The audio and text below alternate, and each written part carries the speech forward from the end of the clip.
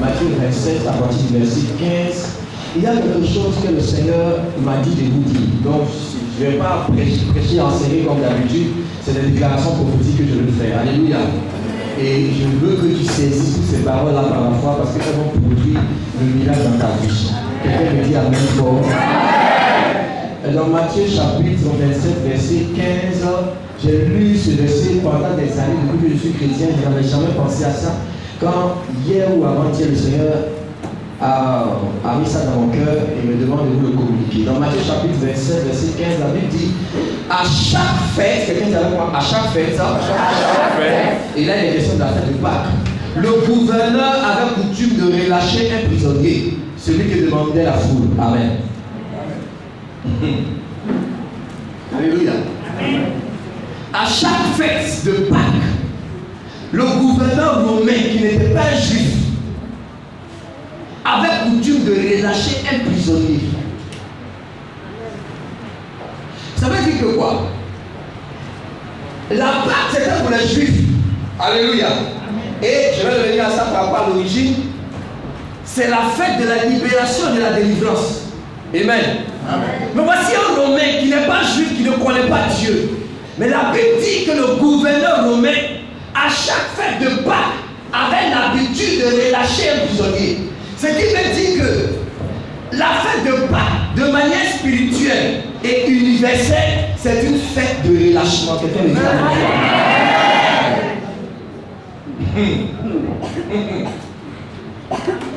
pour les chrétiens comme pour les non-chrétiens, c'est une fête de relâchement. C'est une fête de libération. C'est pourquoi un Romain qui ne connaissait pas Dieu, Pilate, lui a pris l'habitude de relâcher un prisonnier. Et la Bible dit qu'ils avaient un prisonnier fameux, c'est-à-dire un brigand, un bandit, un tueur. Mais comme c'était la fête de Pâques, il pouvait recevoir une grâce royale ou bien, comment on dit, gouvernable ou bien quoi, gouvernementale, impériale. Alléluia. Barabbas était un tueur, un violeur, un brigand. Quoi encore? Meurtrier. Un meurtrier. Mais la Bible dit que comme c'est la Pâque, on ne regarde plus à ses meurtres, à ses viols et à ses tueries. Simplement parce que c'est la fête de Pâques, il faut qu'on le libère. Alléluia. Amen. Maintenant, Pilate, dans sa stratégie, voulait relâcher Jésus. Alléluia. Et il s'est dit, même si les gens n'aiment pas Jésus, au moins Jésus là, il est pacifique. Il n'a jamais tué personne. Mais Barabbas les a tués. Alors, je vais demander, de qui vous choisissez? De Jésus ou Barabbas? Parce que Jésus dit qu'il est fils de Dieu. Mais non, fils de Dieu, encore quoi ça? Encore, pas encore. Mais l'autre il est mauvais. C'est un tueur. Et pour lui, certainement, tout le monde va choisir Jésus pour dire, bon, comme on dit souvent, en deux mots, il faut choisir le moindre. Mais à sa grande surprise, on dit, il faut tuer Jésus et il faut libérer Barabbas. Alléluia. Et il dit, attends, vous dites quoi? Vous voulez un voleur, un brigand? On dit, oui, on le préfère à Jésus. Mais tout ça, c'était dans le plan de Dieu. Parce qu'il fallait que Jésus meure pour que toi et moi soyons libérés. Alléluia. Donc le Seigneur me dit de te dire qu'à cette fête de Pâques, il y a une dimension qui sera relâchée dans ta destinée. Il y a quelque chose qui sera libéré en toi. Tout ce qui a été captif sera libéré. Tout ce que le diable a bloqué va être relâché au nom de Jésus. C'est une loi universelle.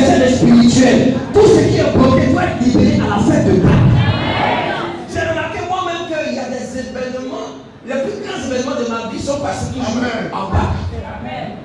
Vous savez pourquoi? Parce que le Seigneur a annoncé à Moïse dans Exode chapitre 12, il dit ce mois-ci sera le premier mois de l'année. En réalité, pour nous les enfants de Dieu, le mois, la fête de Pâques, pardon, annonce le commencement de notre année.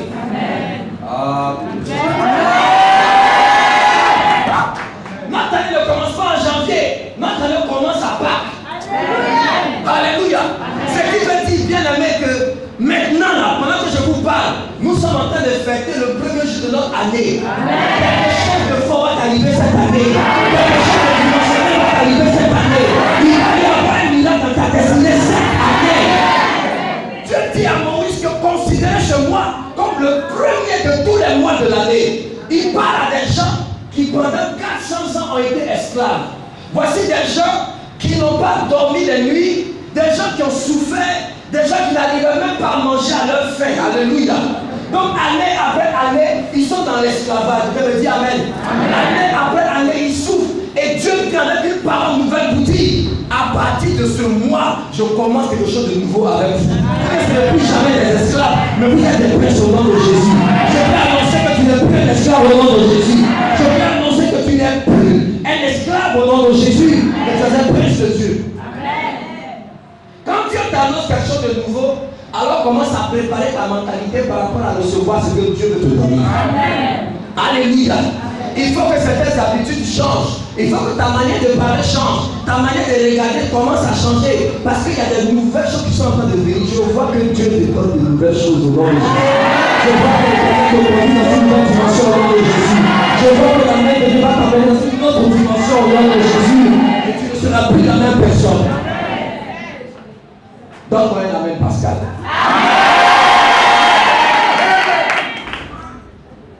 Alléluia. Mais pourquoi Dieu parle comme ça par Moïse? Simplement pour dire aux enfants d'Israël, mes amis, à partir d'aujourd'hui, considérez que le passé est passé. Et le passé ne doit pas régner sur votre destinée.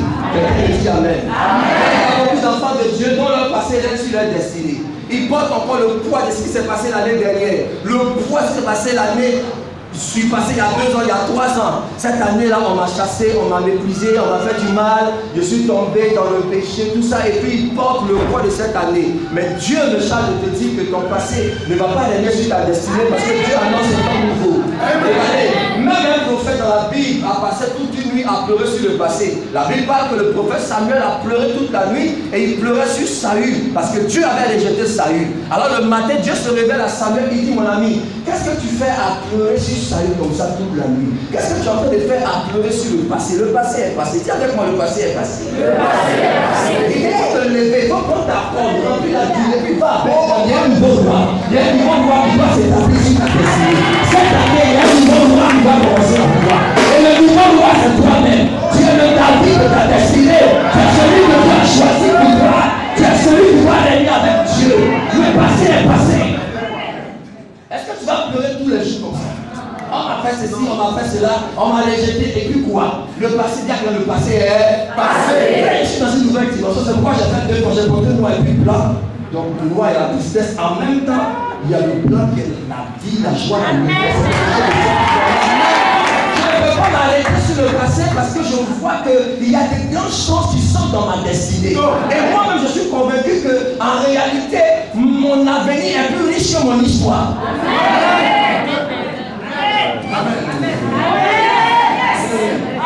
Ce que Dieu fera pour toi cette année, c'est plus riche que tout ce que tu as déjà expérimenté. Il y a une nouvelle dimension. C'est pourquoi arrête de pleurer sur le passé. Qui t'a laissé, qui t'a abandonné, qui t'a trahi. Il y a une chose qui t'a trahi, c'est que c'était la photocopie, c'était pas l'original. L'original va se faire dans ta destinée au nom de Jésus. Dieu te donnera l'original. Tu peux avoir un ministère même qui est photocopie. Alléluia. Quand c'est grand, c'est joli, tu penses que c'est l'original. Oh, c'est la photocopie. Mais quand toi, ça te fatigue, Dieu va te chasser déjà pour te donner l'original. Laisse-moi prophétiser ta destinée.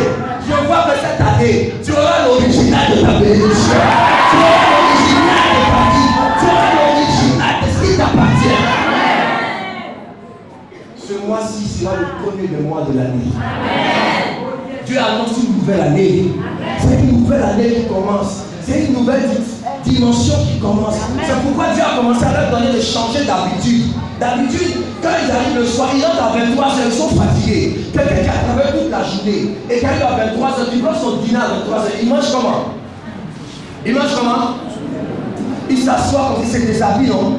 N'est-ce pas? Il est là comme si c'est un homme torse nu, le ventre est là comme ça. Il est fatigué, il mange souvent même s'il n'a même pas vu d'or en même temps. Parce qu'il est fatigué. Alléluia. Mais Dieu vous a dit ce soir-là, vous allez manger debout. Amen. Votre nourriture, vous allez mettre ça rapidement à la hâte. Et pendant que vous mangerez, vous aurez votre bâton en main, vos chaussures à vos pieds. Est-ce qu'on mange les chaussures? On a tout ça, n'est-ce pas? Je dis vrai? Mais Dieu dit ce soir-là spécialement, vous allez manger avec chaussures, avec bâton en main et la nourriture là. C'est rapide. Et c'est une nourriture qui est amère. Est-ce que quelqu'un me comprend quelque part? Alléluia. Et ils ont commencé à manger une nourriture bizarre. Et dans cette nourriture-là, Dieu dit qu'il doit prendre un agneau d'1 an. Un agneau qui n'a aucun défaut. Alléluia. Et le préparer d'une certaine manière. Mais il a fait attention de sorte que, en préparant cet agneau, les os de l'agneau ne doivent pas être brisés.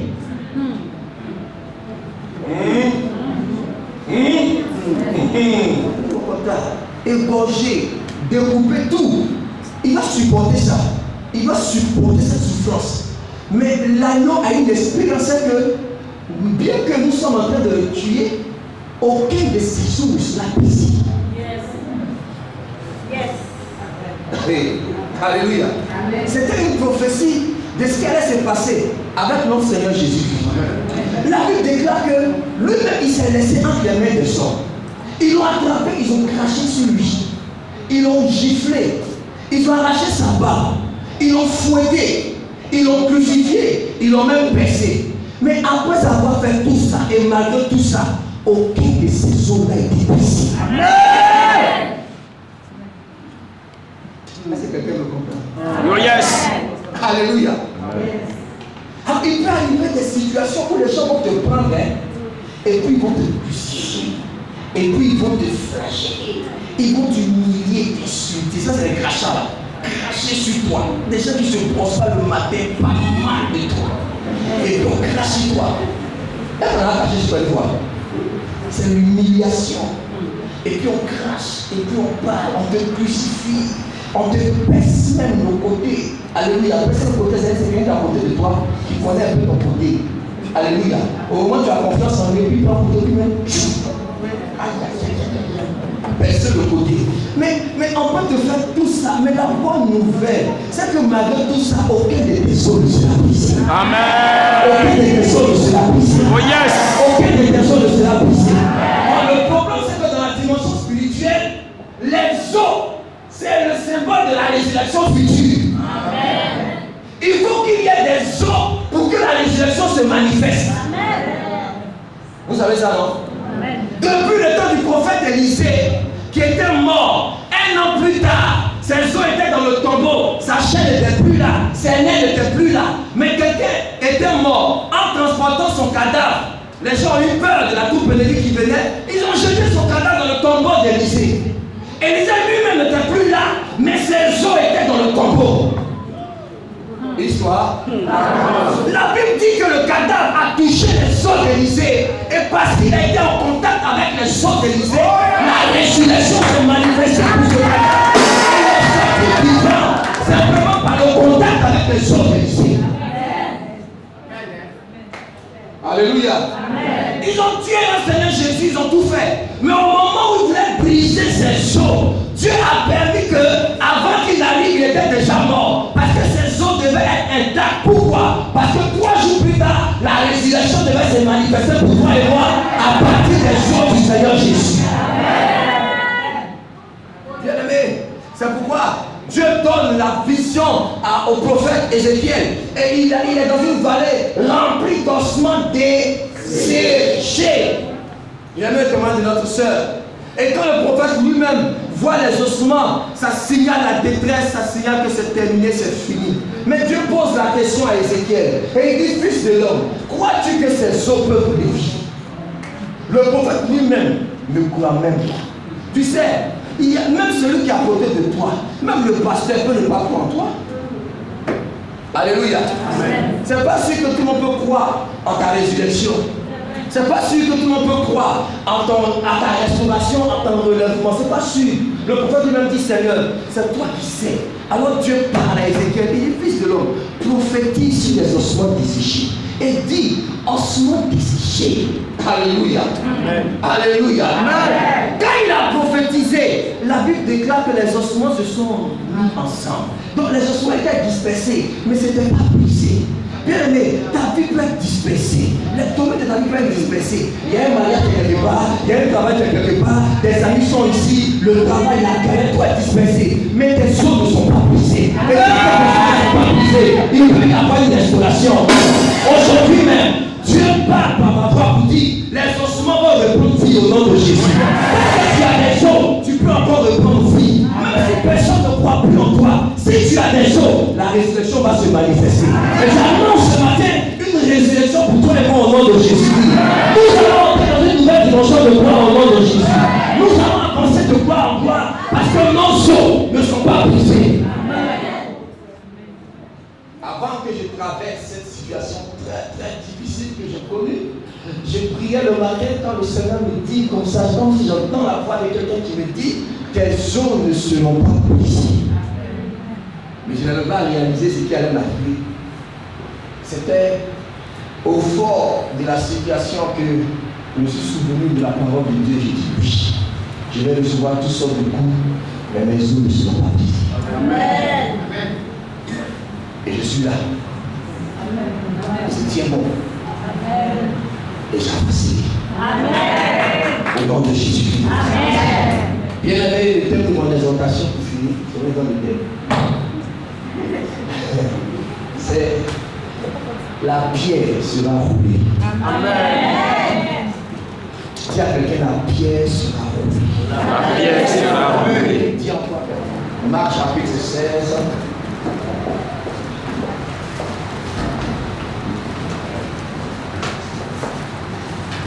À partir du verset 1, la Bible dit, lorsque le sabbat fut passé, Marie de Magdala, Marie mère de Jacques et Salomé achetèrent des aromates afin d'aller embaumer Jésus.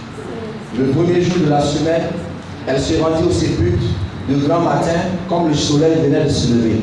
Elle disait entre elles, qui nous roulera la pierre loin de l'entrée du sépulcre? Alléluia. Et levant les yeux, elle s'aperçut que la pierre qui était très grande avait été roulée. Elles entrèrent dans le sépulcre, virent un jeune homme assis à droite, vêtu d'une robe blanche, et elle fut épouvantée. Il leur dit, ne vous épouvantez pas, vous cherchez Jésus de Nazareth qui a été crucifié. Il est ressuscité, il n'est point ici, voici le lieu où on l'avait mis. Alléluia. Mais allez dire à ses disciples et à Pierre qui nous précède dans Galilée, c'est là que vous le verrez comme il vous l'a dit. Amen. Amen. Amen. Quelqu'un dit avec moi, qui nous roulera la pierre? Qui nous roulera la pierre? Qui nous roulera la pierre? Qui nous roulera la pierre? La Bible déclare que lorsque le sabbat fut passé, j'aime beaucoup cette phrase-là déjà. Alléluia.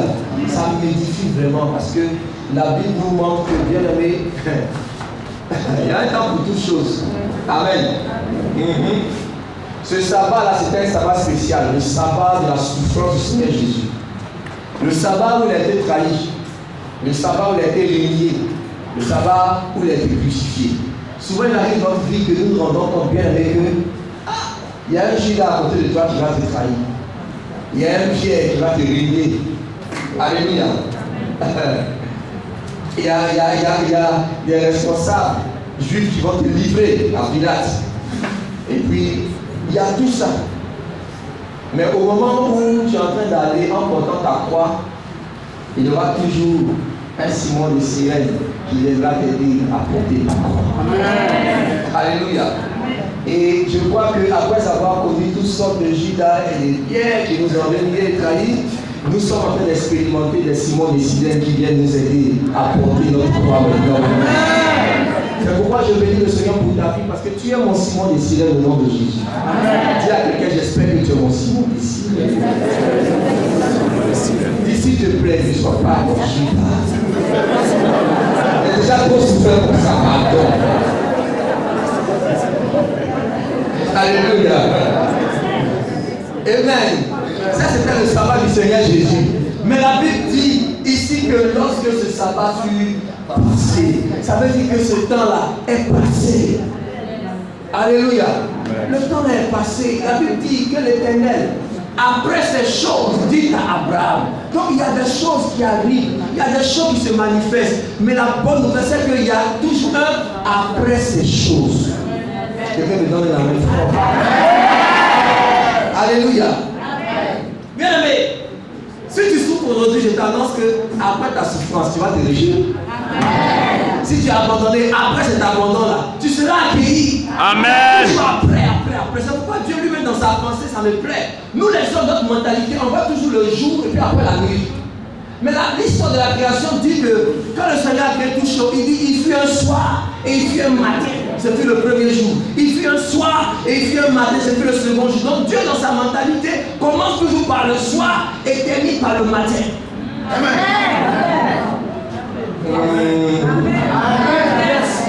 Alléluia. Dieu commence toujours par le soir et finit le matin. C'est comme ça que Dieu fait, parce que Dieu s'appuie sur les ténèbres pour glorifier la lumière.